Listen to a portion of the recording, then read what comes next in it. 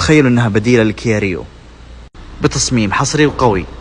اعطونا رايكم في داخلية السيارة. كيا كي 3 فئة الستاندر 2024 جايب حجم ماكينة 1600 سي سي تعطي قوة 123 حصان والعزم 151 نيوتن. ناقل حركة اوتوماتيك بنظام الدفع الامامي. لتر البنزين يمشيك 16.8 يعتبر ممتاز. وهذا تصميم مقدمة السيارة. الشمعات الامامية هولوجين علامة الكيا. جنط قص 15 هذا شكل الجنط. اشارات في الرفرف. فيها نظام صفت المرايات والمقابض بنفس لون السيارة. اسطبات خلفية عادية فيها لمبة الضباب والحساسات الخلفية. بضغطة زر تفتح معك الشنطة الخلفية. هذه مساحة التخزين في الخلف.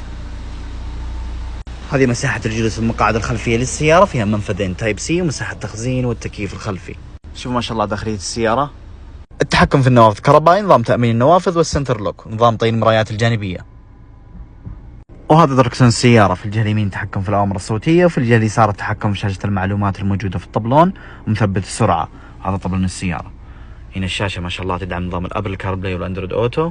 التحكم في أوامر الشاشة. التحكم في أوامر التكييف. منفذ يو اس بي ومنفذ تايب سي ومنفذ 12 فولت. مساحة تخزين. شكل ناقل حركة. البريك الهاند بريك اليدوي حامل الأكواب. التكاية في النص ومساحة تخزين. وفي السقف إضاءات هولوجين. أعطونا رأيكم في السيارة.